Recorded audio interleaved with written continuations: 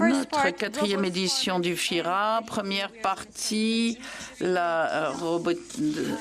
robots, et on va démarrer par la robotique agricole, questions éthiques et sociales. Nous devions avoir avec nous un orateur. Mais comme vous le savez, en France, à l'heure actuelle, il y a un mouvement social assez important et malheureusement, Alexei n'a pu être présent ce matin. Donc nous allons, j'espère, avoir une connexion par Skype grâce à Ludo et son équipe. En tout cas, nous l'espérons. Est-ce qu'on a Alexei par Skype? Bonjour. Bonjour Alexei. Est-ce que vous m'entendez? Oui, on vous entend très bien. Et vous, vous nous entendez? Oui. Je vous entends mal, mais je suppose que vous m'entendez. Donc, faites-moi un signe quand je peux commencer. Vous pouvez y aller. Okay, so hello to everybody, and well, I'm very glad to be with you. Bonjour, je suis ravie d'être avec vous, même si c'est de façon virtuelle due aux grèves actuelles en France. J'aurais aimé être avec vous physiquement, mais je vais essayer de vous parler des défis actuels dans le domaine de la robotique. Je parle bien sûr en mon nom personnel, mais je fais partie de différentes instances et comités, notamment un comité français. Puis-je avoir les diapositives, s'il vous plaît? Si vous regardez cette diapo, vous pouvez voir qu'elle suscite pas mal d'interrogations et d'idées. Nous avons bien sûr des robots qui peuvent ressembler à des aliens. Nous avons nos agriculteurs et il y a en fait entre les deux une relation qui est basée, entre autres choses, sur une concurrence, une compétence. Mais c'est également, ne l'oublions pas, une relation. Excusez-nous, mais le son n'est vraiment pas suffisant pour pouvoir traduire en permanence de façon fluide. Veuillez nous excuser, nous faisons notre possible. Donc, nous avons notre agriculteur dont travaille au jour le jour, mais qui a à faire face à différents problèmes. Et un des problèmes posés, ça peut être un des problèmes posés par le robot. Et envisager les problèmes éthiques, c'est essayer évidemment de voir comment ces deux entités, robotiques d'un côté et agriculteurs de l'autre, peuvent arriver à travailler ensemble et à coexister. Mais une façon d'étudier ce problème, par exemple, ou d'envisager ce problème, c'est de l'envisager depuis l'angle de la responsabilité. Qui est responsable? Est-ce que c'est le producteur? Est-ce que c'est le formateur? Est-ce que c'est un autre agent, une autre entité? Nous n'aurons pas le temps peut-être de rentrer dans tous les détails des aspects éthiques, mais regardez cette liste de valeurs à droite sur la diapo qui a déjà disparu. Envisageons tout d'abord la justice sociale, tout ce qui touche à l'équité. Bien sûr, ce sont des valeurs que l'on discute dans le domaine de la robotique, mais dans d'autres domaines de la vie, qu'il s'agisse de la collecte de données avec tous les aspects de confidentialité, etc. Ça, c'est une valeur, mais il y en a beaucoup d'autres. L'utilité pour la nature, la fidélité à des valeurs aussi. Tout ceci, ce sont des valeurs que nous reconnaissons, que nous connaissons. Prenons la fidélité, la loyauté. Qu'est-ce que ça veut dire? Cela veut dire que le système déclare à l'utilisateur: voici ce que, en tant que système, je suis à même de faire d'une façon relativement permanente. Et tout ceci aura aura pourtant des inférences un petit peu particulières dans le domaine de la robotique,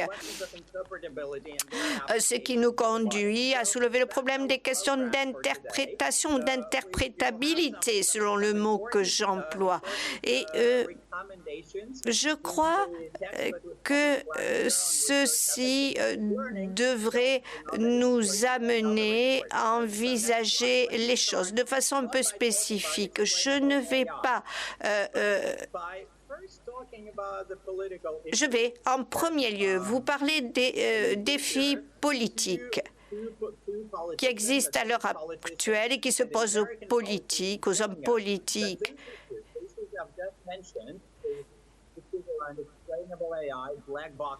Nous avons bien sûr l'intelligence artificielle, ces boîtes noires, les robots qui sont disponibles pour les différents utilisateurs que nous sommes.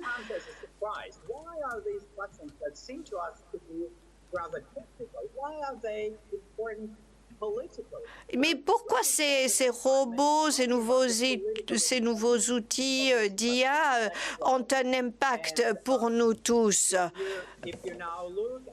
Si vous regardez cette diapositive, j'espère que vous voyez la bonne diapo en ce moment, dit l'orateur. Vous avez, à l'heure actuelle, donc une relation technologie et technologie, personnes utilisant ces technologies et risques qui tournent autour d'une valeur pivot qui est celle de la confiance.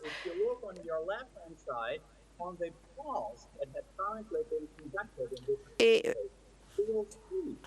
si vous regardez ce qui se passe dans la réalité des choses au jour le jour, donc un grand nombre de personnes ont tendance à faire davantage confiance aux êtres humains, à leurs pairs, qu'aux robots, qu'aux machines d'intelligence artificielle, etc. C'est ce qu'on observe. Alors, ça, c'est un fait qu'on ne peut pas nier. Mais dans le même temps, ils fondent de grands espoirs dans l'intelligence artificielle et dans les robots. Donc, on a d'une part un problème de confiance qui n'est absolument pas nouveau. C'est pas quelque chose qui est arrivé du jour au lendemain. Mais c'est quelque chose qui n'obère pas pourtant l'espoir qu'on peut avoir dans ces nouvelles technologies. Maintenant, regardons la robotique dans le domaine de l'agriculture. Eh bien, on s'aperçoit qu'on a une technologie qui évolue et on a également des êtres humains qui évoluent. Donc, on a bien sûr une espèce de méfiance, mais en même temps, pour ne pas dire défiance, mais en même temps un certain espoir. Et je vais essayer de vous parler de l'implication de l'inférence politique, du facteur politique, qui se rajoute aux aspects techniques.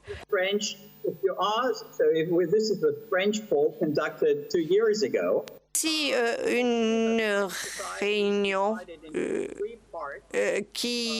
ou une conférence qui a été organisée il y a 3 ans et qui a essayé de voir un petit peu comment se situait la robotique, l'intelligence artificielle et la technologie au sein de la société. Un tiers de la population française, c'est l'échantillon qui avait été choisi, un tiers de la population française, donc a fait l'objet d'une étude risque-bénéfice. Je suis désolée, mais les diapositives ne suivent en rien les propos de l'orateur. Il faudrait les caler à ce que dit l'orateur. Les diapositives sont à l'avance par rapport aux propos de l'orateur. Et donc,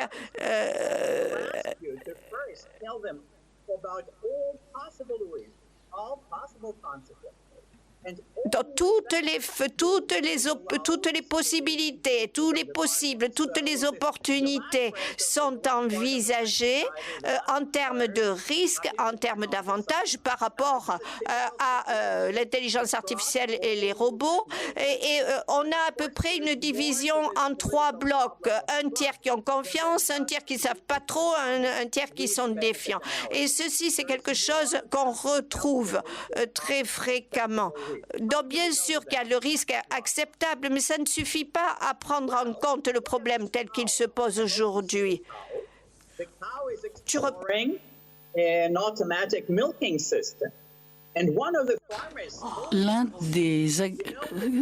Une des choses que fait l'agriculteur, vous savez, ils aiment bien être seuls et travailler avec leurs robots.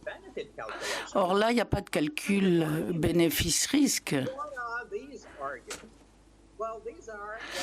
Si on regarde les arguments, c'est quelque chose de symbolique. On est un groupe important et il faut. Quelles sont les questions à poser pour essayer de comprendre les choses et pour comprendre le contact entre l'humain et la technologie et la nature? Alors tout d'abord, regardons la technologie. Elle va de plus en plus vite, elle est plus rapide et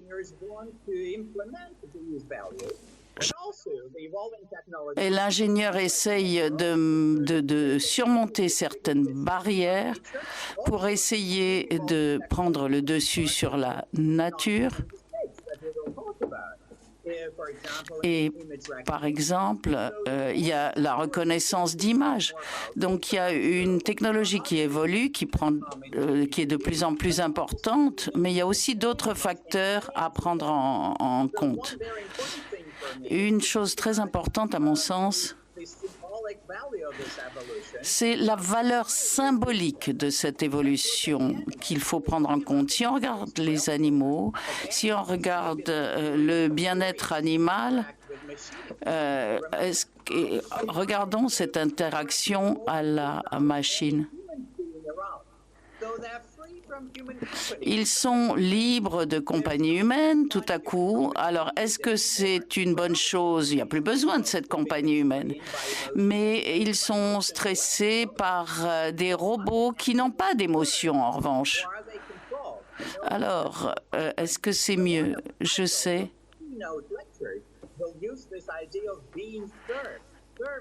Il y a beaucoup de questions sur cette idée de service. Est-ce que c'est un service? Est-ce que c'est un contrôle? Ou est-ce que ce sont les deux choses?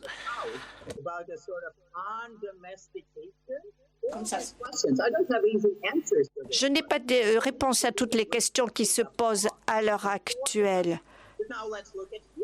Maintenant, regardons les choses du point de vue des êtres humains. Vous avez des gens qui n'utilisent pas les robots dans leur vie professionnelle. Est-ce que ça veut dire qu'ils perdent pour autant des compétences? Pas forcément. Maintenant, quant à ceux qui utilisent beaucoup les robots, bien sûr qu'ils ont peut-être plus d'options, davantage de souplesse. Et ce qui est important, c'est de voir le ressentiment des gens, et notamment ici dans le domaine de l'agriculture. On a fait bien sûr des enquêtes de terrain, des entretiens,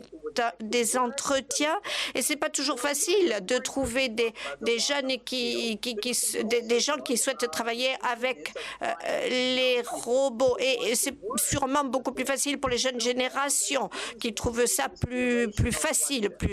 Et ça nous ramène à la relation et à la proximité entre les êtres humains et la nouvelle technologie. Cette nouvelle technologie, est-ce qu'elle est utile ou est-ce qu'elle crée une nouvelle aliénation? Et tout ceci pose des questions très très larges, pas faciles à appréhender. Mais si nous ne réfléchissons pas à ces thématiques, Que va-t-il se passer? D'ailleurs, vous vous rappelez probablement les débats qu'on a eus par le passé qui disaient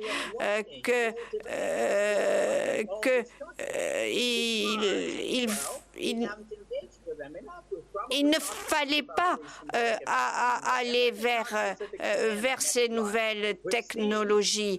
Ça, reprenons ce qui pouvait se passer en 2009. Il y a eu d'énormes débats dans le domaine de la biologie cette fois-ci.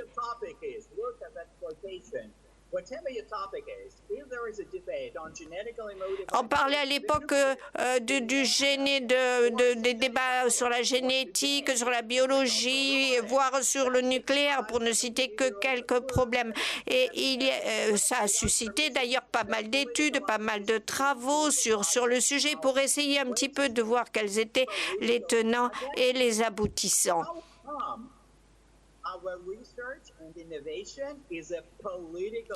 Et c'est vrai que à cette époque-là, comme à toutes les époques où des problèmes spécifiques se sont posés, des problèmes sociétaux en fait, la recherche et le développement ont permis de donner un éclairage à ces problèmes.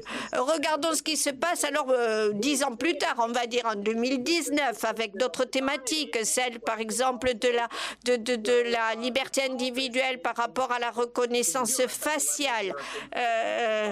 C'est un sujet qui est discuté au niveau de la Commission européenne à l'heure actuelle.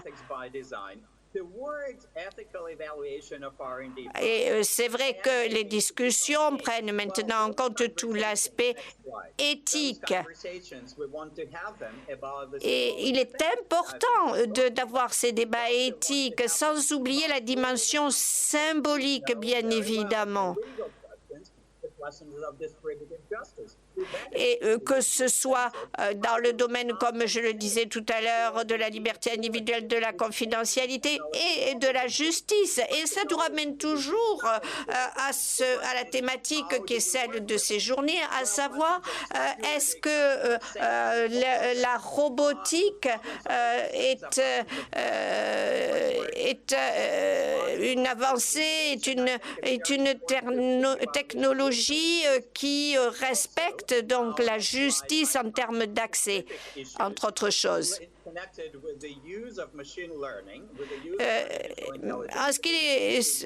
ce qui concerne tous les systèmes de robotique, de machine learning, d'intelligence artificielle,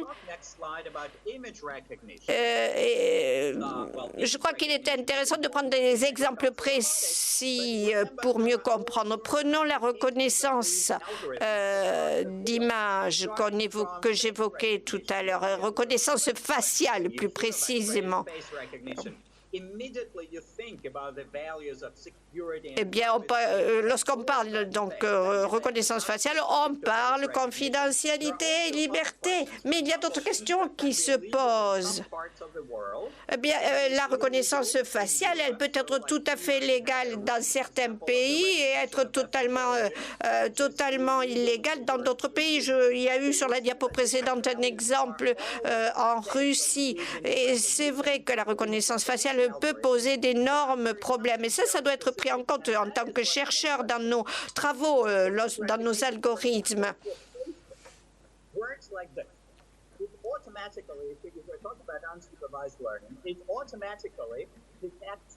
Désolé, mais le son est trop mauvais pour que nous puissions faire de la traduction dans ces conditions. Il y a des passages totalement inaudibles dans notre casque.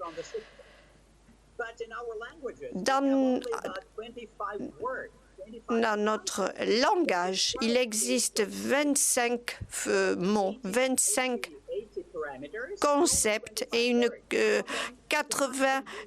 environ 80 paramètres qui permettent donc d'avancer sur ce sujet.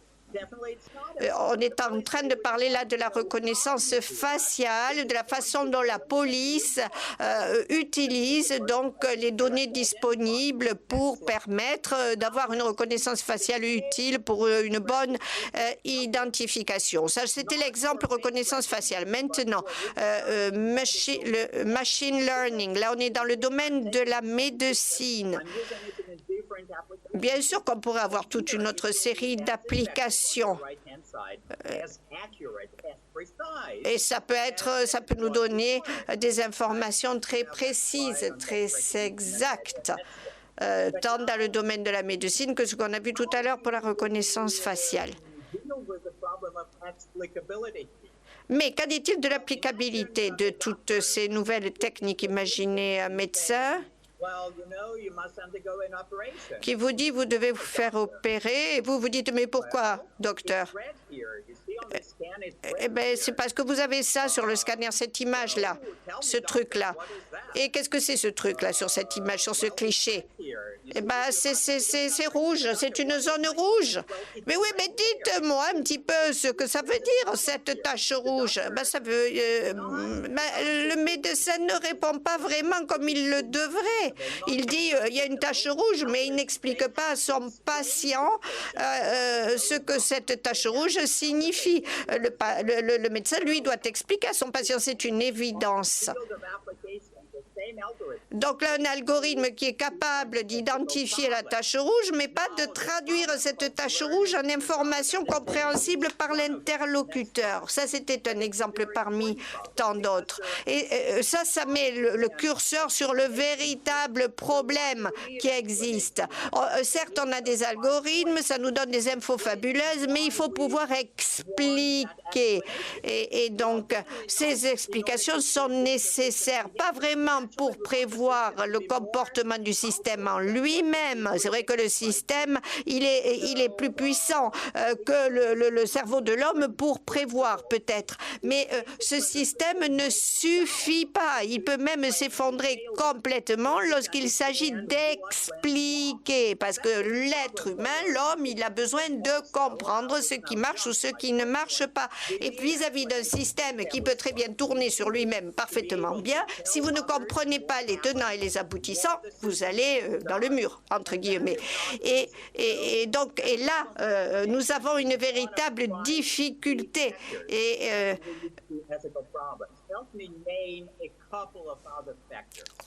Mais au-delà de ce facteur, il en existe bien d'autres. Vous avez une feuille verte, ça ne correspond pas à mon avis à la diapositive, note de l'interprète, et le système ne comprendra absolument pas comment les choses s'articulent. Et c'est vrai que chercheurs qui travaillent dans le domaine de machine learning viennent de découvrir que le machine learning peut avoir des limites. Comment spécifier tout ceci dans les programmes informatiques? Comment expliquer aux gens comment partir de ces concepts pour faire des choses qui soient utiles. Prenons quelqu'un qui travaille au champ et qui a besoin de distinguer différents types d'herbes, différents types de plantes. Eh bien, la personne qui travaille au champ, qui a une expérience, va donner des bonnes réponses, va savoir faire la distinction à quelques erreurs près. Donc,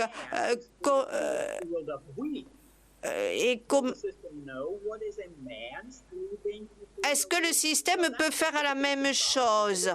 On est là vraiment sur le point de la spécification, qui est un problème très particulier.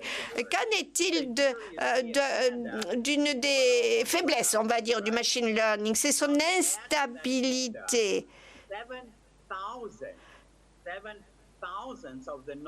des milliers de bruits, ou entre guillemets, se retrouvent au centre du système. Et pourquoi? Parce que la machine est là, a atteint ses limites et ne voit plus ce qu'elle devrait voir ou identifier. Tout ça parce qu'on a un bruit et qui n'a rien à voir avec la perception humaine d'ailleurs. Et ça m'amène à l'exemple des véhicules autonomes qui peuvent bien sûr très bien fonctionner, mais jusqu'à une certaine limite. Bien sûr que les hommes peuvent faire des erreurs, mais le machine learning encore plus, ça peut créer de l'instabilité, surtout s'il y a des confusions entre les données. Donc, je vous ai parlé des problèmes de spécification. Il y a aussi le problème de biais en ce qui concerne la collecte de données. J'ai également évoqué le problème de l'apprentissage, le problème de l'instabilité, le problème de vérification. Je ne vais pas avoir le temps de traiter de tous ces sujets dans cette présentation, mais je crois que c'est quand même intéressant d'essayer de poser ces questions fondamentales. Et bien sûr que j'ai traité de toutes ces thématiques dans mon ouvrage. J'ai essayé de répondre à toutes ces questions. Ceci, évidemment, se fait au niveau de certaines instances européennes, entre autres. Et je crois que vous avez tous entendu parler de différents rapports commis dans différents pays par différentes équipes. Mais je crois que le document que j'ai aidé à constituer, sur lequel j'ai travaillé à partir de mon ouvrage, est très différent, a une approche tout à fait différente. Et il n'est pas possible, bien sûr, peut-être de respecter l'ensemble des principes qui sont développés pour mettre en œuvre des technologies. C'est vrai que les ingénieurs, les techniciens travaillent avec des lignes directrices opérationnelles et ils essaient de suivre ces lignes directrices, ces recommandations technologiques. On a une longue liste de 7 pages de questions qu'il faudrait se poser. Mais ces 7 pages de questions, je ne vais pas les détailler, mais je vais vous en prendre quelques exemples. Diapositive suivante. Par exemple, on va parler de la fiabilité et de la reproductibilité du... Je crois qu'il y a un problème avec les diapositives, dit l'orateur. Il faudrait revenir en arrière. Donc, on parle de robustesse, de sécurité, et ce ne sont que quelques-unes de ces questions qui doivent se poser à la Commission européenne. Diapositive suivante. Donc, il y a des tas de questions. Et je crois qu'il y en a, il y a 17 chapitres ou plus qui nous permettent de voir cela. Alors, qui nous permettent de voir cette checklist. Personne n'aime les grandes checklists, mais je crois que pour chaque entreprise, chaque organisation de recherche présente ici dans la salle, je ne suis pas avec vous aujourd'hui, mais pour chacun d'entre vous, il se convient de voir cette longue checklist et de se poser la question: quelles sont les questions qui m'intéressent? Quelle est la série de questions qui sont pertinentes pour moi? Ça, vous pouvez vous le demander et cela va vous amener à réorganiser vos processus de pensée et ça va vous amener à penser, à réfléchir à ces questions éthiques pendant que vous élaborez vos projets, pendant la conception de projets. Et je vais essayer de vous raconter une histoire. Si j'ai la dernière diapositive, est-ce qu'on l'a? J'espère que vous voyez un petit garçon et un ange. C'est la diapositive avec le petit garçon et un ange.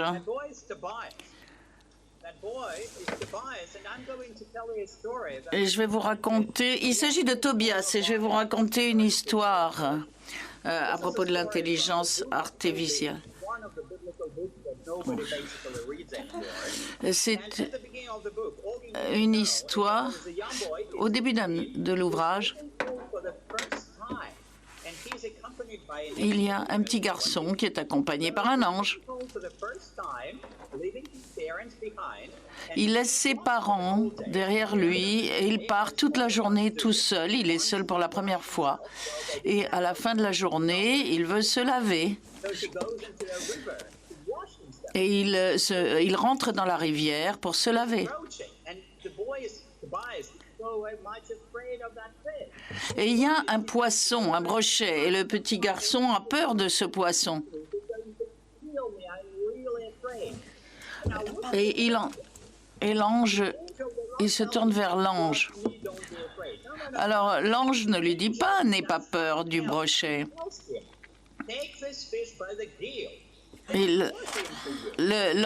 L'ange lui dit « prends le poisson par les branchies et tire-le vers toi ».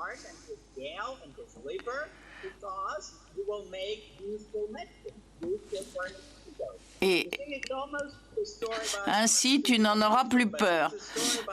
L'interprète vous prie de l'excuser, mais le son est épouvantable. Donc, il faut toujours essayer de comprendre les choses. Ça n'était qu'une légende, mais il faut essayer de comprendre. Est-ce que le poisson est grand ou petit?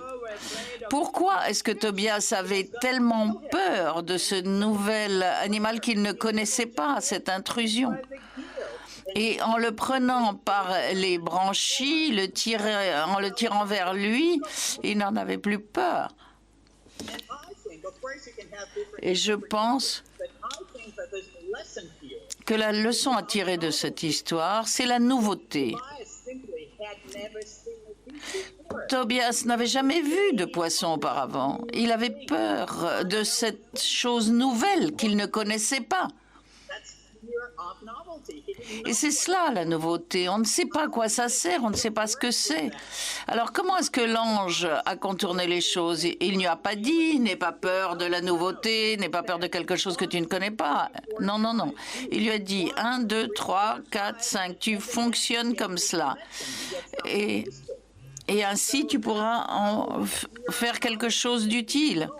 C'est ainsi qu'il faut envisager la nouveauté et l'appréhender. Ça ne sert à rien de dire aux gens « n'ayez pas peur, faites-moi confiance ». Ça ne marche pas. Ce qui fonctionne, c'est une procédure par étapes, 1, 2, 3, 4, 5, qui va permettre ainsi d'appréhender les choses. Alors, on n'est pas des anges. Je ne suis pas un ange, vous ne l'êtes pas non plus.